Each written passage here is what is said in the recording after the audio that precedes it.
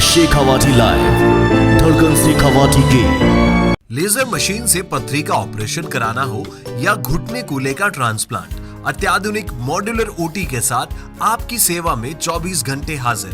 सेहत का सच्चा साथी डूकिया हॉस्पिटल, गणपति नगर, मंडावा रोड, झुंझुनू। ठीक है, ये होगी तो मैं करांगा। राजेंद्र सिंह हुड्डा के नेतृत्व में, चाहे भैया बात प्रशासन सुन लियो, चाहे सांसद सुन लियो, चाहे आना रो कोई भी विधायक। नमस्कार, आप देख रहे हैं शेखावाटी लाइव और आज हम झुंझुनू नगर परिषद के एक ऐसे वार्ड में पहुंचे हैं जहां जो मेरे पीछे का आप नजारा देख रहे हो, ये बिल्कुल एक नरक की जो स्थिति अपन कह सकते हैं, वो सारी की सारी स्थिति यहाँ पर बनी हुई है। यहाँ पर जो आबादी के लोग हैं वो इसकी के बीच रहने को लेकर मतलब मजबूर है, एक तरह से उनकी मजबूरी बनी हुई है, कहीं जा भी नहीं सकते। क्या ये पूरा मामला है, ये समस्या जो है इतनी विकट जो बनी हुई है, आप देख रहे हो, ये सीधे सीधे जो मामला है स्वास्थ्य से जुड़ा हुआ तो है ही। आप देखते हो कि यहाँ पर मतलब हमारा मुश्किल से खड़ा रहना भी मतलब काफी दुर्गंध इतनी ज्यादा है कि हम खड़ा भी नहीं सकते। इसके बीच आप देख रहे हो आवास में यहाँ पर लोग रह भी रहे हैं, कैसे रह रहे हैं, कैसे अपना जीवन यापन कर रहे हैं और ये किस कारण से समस्या है। अपन यहाँ जो स्थानीय वार्ड है मेंबर है उनसे बातचीत करेंगे, स्थानीय जो नागरिक है उनसे बातचीत करेंगे। लेकिन देखिए इसके जो पूरी गंदे पानी के भराव की जो समस्या है, इसके चलते आप देख रहे हो मकानों को नुकसान होने का काफी खतरा यहाँ पर बना हुआ है। तो पास में मकान में लोगों ने अपना मकान की बचाव के लिए मिट्टी वगैरह डाल रखी है। जो खाली पड़े हुए प्लॉट है यहाँ पर गंदा पानी इकट्ठा हुआ है, किस कारण से समस्या है इसके बारे में हम आज यहाँ पर वार्ड के जो लोग हैं उनसे बातचीत करेंगे। देखिए झुंझुनू शहर का जो वार्ड नंबर 58 है, इस पर अपन ग्राउंड रिपोर्टिंग लेने के लिए पहुंचे तो यहाँ पर हमने अलग अलग लोगों से बातचीत की। लोगों का एक कहना था कि यहाँ पर लगभग 6-7 साल से समस्या चली आ रही है, मतलब पिछले 3-4 साल से समस्या ने ज़्यादा विकराल रूप धारण कर लिया है और जो आसपास में खाली पड़े हुए प्लॉट हैं इनके अंदर बहुत ज़्यादा मात्रा के अंदर गंदा पानी इकट्ठा हो गया है। और ये तो ऐसी स्थिति में हालात हैं जब गर्मी तेज पड़ रही है, ज़्यादा पानी है जो वाष्प बनकर उड़ जाता है, इकट्ठा नहीं होता। लेकिन फिर भी आप देख रहे हैं छोटे छोटे यहाँ पर बहुत तालाब यहाँ पर बने हुए हैं। और दूसरी बात इसमें यह है कि जब बारिश का मौसम आएगा तो जो बीच में इनकी सड़कें खाली पड़ी हुई हैं वो भी पूरी पानी से लबालब हो जाएंगी। तो ऐसी स्थिति में इससे जो पूरे वार्ड के लोग हैं वो घरों में कैद होकर रह जाएंगे। यहाँ पर जो ड्रेनेज सिस्टम है वो तो प्रॉपर रूप से तैयार हुआ ही नहीं है, बल्कि जो गंदे पानी की निकासी की जो पूरी समस्या है उससे भी अपन निजात नहीं पा रहे हैं। तो ऐसी स्थिति के अंदर जब भारी मात्रा में जब मानसून आने को है तो तब उसके हालात क्या होंगे, ये सारी बातें हमारे समझ से परे है। वार्ड के लोगों से हमने बातचीत की तो उनका कहना था कि इस समस्या के बारे में हमने कई बार नगर परिषद के आयुक्त को, नगर परिषद सभापति को अवगत करवा दिया है, लेकिन इसके बावजूद भी इस समस्या को हमें 5 दिन, 10 दिन, 15 दिन के आश्वासन देकर हमें टरका दिया जाता है, समाधान इसका नहीं किया जा रहा है। और देखिए जो इसे वार्ड के जो युवा लोग हैं इससे हमने बातचीत की तो उनमें काफी आक्रोश देखा गया। इनका तो यहाँ तक कहना था कि हम जो मुस्लिम आबादी हैं यहाँ पर पूरी की पूरी जो मुस्लिम आबादी है वो बची हुई है, तो क्या पूरी जो मुस्लिम आबादी है सिर्फ वोट देने के लिए बनी हुई है? हम यहाँ पर लगातार कांग्रेस को वोट देते हैं, यहाँ पर कांग्रेस के ब्रजेंद्र ओला विधायक भी रहे हैं, पिछले दिनों कांग्रेस की सरकार भी रही है, कांग्रेस का बोर्ड भी है और सभापति भी है, लेकिन इसके बावजूद भी जो हमारी मांग है उस पर ध्यान नहीं दिया जा रहा है, हमारी लगातार उपेक्षा की जा रही है। काफी आक्रोश इनमें था। ये युवाओं ने तो यहाँ पर यह भी कह दिया कि अभी जो झुंझुनू विधानसभा के उपचुनाव होने वाले हैं उसके अंदर हम राजेंद्र सिंह हुड्डा के नेतृत्व में काम करेंगे, क्योंकि हमें और इन लोगों से कोई आशा हमें दिखाई नहीं पड़ रही है। क्योंकि जब सालों की समस्या हम इन लोगों को वोट देते हुए लगातार आ रहे हैं, लेकिन हमारी छोटी छोटी जो मूलभूत आवश्यकताएं हैं, बिजली है, गंदे पानी निकासी की समस्या है, नाली है, सड़क है, इस प्रकार की समस्याओं के लिए हमें बार बार नगर परिषद, जिला कलेक्टर के यहाँ पर चक्कर लगाने पड़ते हैं और फिर भी हमें इसके बारे में कोई मतलब इसमें कोई सफलता हमें हासिल नहीं हो पाती है।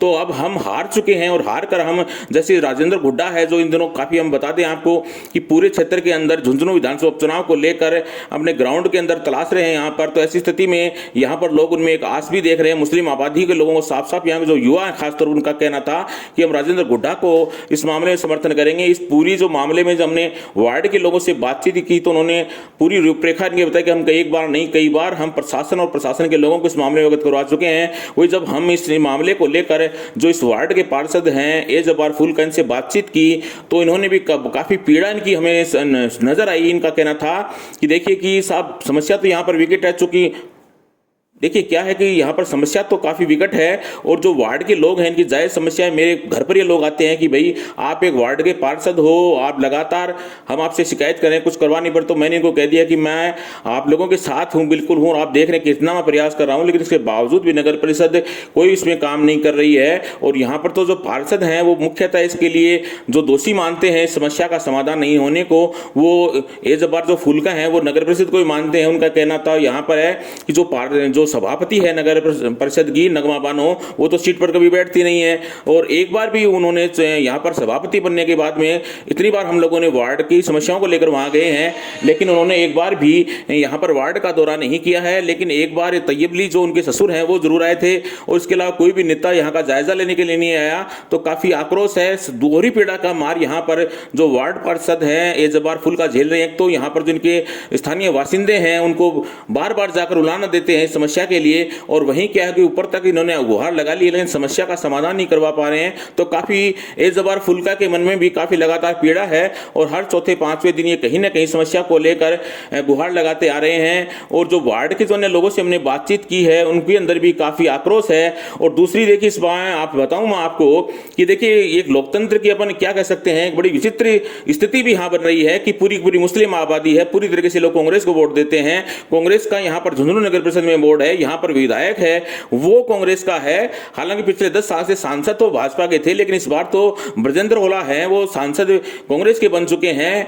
तो ये कहते हैं कि इतने लंबे समय से कांग्रेस का शासन था तब भी हमारी समस्याओं का समाधान नहीं हुआ। तो ये पीड़ा यहाँ के लोगों के मन में लगातार सामने आ रही है। दूसरी चीज हमने जो समस्या जानी है वार्ड के लोगों से, वार्ड पार्षद से, कि देखिए ये जो गंदे पानी की समस्या है इसके पीछे एक मूल कारण क्या है। तो हमें ये पता लगा है कि जो नगर पीडब्ल्यूडी के द्वारा नालियां बना दी गई हैं वो कहीं पर तो उन्होंने नालियां बना दी, कहीं पर टुकड़े छोड़ दिए उन्होंने, जिससे क्या हुआ एक नाली है वो दूसरी नाली से जाकर जुड़ नहीं पाई, और उसके चलते जो गंदा पानी है यहाँ पर इकट्ठा हो जाता है। और दूसरी बात यह है कि यहाँ पर जैसे मान लो सड़कें भी जो बनाई गई हैं, आप देख रहे हो कि कैमरे के अंदर है कि जो जहां पर हम खड़े हुए हैं यहाँ पर रोड नहीं डाली गई, जबकि पीछे की तरफ साफ सीमेंटेड रोड है, आगे की तरफ साफ सीमेंटेड रोड है, और मुश्किल से 15 मीटर का रोड का टुकड़ा छोड़ दिया गया। तो बड़ी अजीब तरीके से यहाँ पर निर्माण जो सार्वजनिक डिपार्टमेंट ने यहाँ पर किया है वो बड़ी विचित्र तरीके से कहीं पे नाली बना दी, कहीं पे टुकड़े छोड़ दिए हैं, जिसके चलते समस्या बनी हुई है। साथ ही में वार्ड के लोगों ने बताया था कि जहां पर हम ये कच्ची मिट्टी आप देख रहे हैं यहाँ पर क्या था कि जो पीडब्ल्यूडी ने जो नाली बनाई थी और जो सड़क बनाने वाले और ठेकेदार जो आया उसका कहना था कि मैं नाली से 6 इंच नीचे इसके सड़क का लेवल रखूंगा। तो आप खुद कल्पना कर सकते हैं कि यदि ऐसी स्थिति आएगी तो बारिश के दिनों में सड़क के ऊपर पानी भरना स्वाभाविक है। तो इसलिए लोगों ने यहाँ पर विरोध किया। और अब ये कुल मिला के यही है कि दूसरी आप देख रहे हैं कि जो हमारी यहाँ पर साथ में महिला शक्ति खड़ी हुई है, इनसे हमने लंबी बातचीत की और सबके सामने एक बहुत ही काफी विकट समस्या है। हमारे घर के अंदर छोटे छोटे जो बच्चे हैं उनको हम डर के मारे खेलने भी नहीं जाने, बाहर नहीं जाने देते, क्योंकि आपको जैसे पता होगा कि बच्चे छोटे होते हैं, खेलते खेलते कहीं से पानी के तालाबों में न गिर जाएं। और पानी जो कि 6-7 साल से यहाँ पर इकट्ठा हो रहा है तो काफी भारी मात्रा में यहाँ पर दलदल हो चुका है। और कई बार अपन ने देखा इस शेखावाटी के जो क्षेत्र हैं वहां पर भी इस दलदल में बच्चों के डूबने के हादसे से अपनी जान को बैठे हैं। तो ऐसी स्थिति में पुरुष जो होते हैं वो तो बाहर काम पे चले जाते हैं, महिलाओं के लिए दोहरी पड़ाती है, घर का काम भी करना पड़ता है, और बच्चों पर उन्हें खासतौर पर निगरानी करनी पड़ती है कि कहीं बच्चे बाहर जाकर इस जो गंदे पानी के जो तालाब बने हुए हैं कहीं इनकी भेंट न चढ़ जाएं। साथ ही महिलाओं ने हमें बताया कि इनके जो पुरुष हैं वो जो नमाजी हैं वो जब बाहर निकलते हैं तो गंदे पानी से होकर उनको गुजरना पड़ता है। और कई बार तो क्या होता है कि वो नमाज के लिए जाते हैं तो उनके छींटे वगैरह लगते हैं, तो काफी मतलब धार्मिक रूप से इनकी काफी परेशानी का सामना करना पड़ रहा है। जो हमने महिलाओं से बातचीत उसमें समस्या सामने आई कि इनके दोहरी जो समस्याएं दिमाग के अंदर के रहती हैं, एक तो जैसे घर का कामकाज में व्यस्त रहती हैं और कामकाज की व्यस्तता के दौरान ही इनको ध्यान में रखना पड़ता है कि घर का छोटा बच्चा है कहीं बाहर नहीं चला जाए, और बाहर चला गया तो इस जो गंदे पानी के जो छोटे छोटे तालाब बने हुए हैं इनकी भेंट चढ़ सकता है। और वहीं पूरे के पूरे 24 घंटे महिलाएं जो आबादी है इन घरों में कैद रहती है, और यहाँ का जो माहौल है पूरी तरह से दुर्गंध युक्त हो चुका है, तो जिसके चलते यहाँ पर कभी भी भयानक बीमारियां फैलने का अंदेशा भी बना हुआ है। और हमें लोगों ने यह बताया कि जब डेंगू का प्रकोप फैला था तो यहाँ पर बहुत बुरे हालात भी यहाँ पर हुए थे। इस प्रकार से आप देखते हैं कि जिस तरह से यहाँ पर गंदा पानी इकट्ठा है तो लोगों के सीधे सीधे स्वास्थ्य को लेकर भी बड़ी चिंताजनक यहाँ पर विकट स्थिति बनी हुई है। और इन लोगों ने बार बार नगर परिषद आयुक्त सभापति के यहाँ पर ज्ञापन दिया है, जिला कलेक्टर तक उन्होंने लगातार अवगत करवा दिया, लेकिन अभी तक समस्या है ज्यों की त्यों बनी हुई है। सिर्फ यहाँ पर जो मामला है कि वास्तव में छोटी मोटी लापरवाही को लेकर है, यदि इस तरफ संजीदा रूप से ध्यान दिया जाए कि नालियों के जो टुकड़े हैं आपस में बीच में क्यों छुटे हुए हैं उनको आपस में जॉइंट कर दिया जाए तो पानी की आसानी से यहाँ से निकासी हो हो जाएगी और इस समस्या का समाधान भी हो सकता है। नमस्कार, धन्यवाद।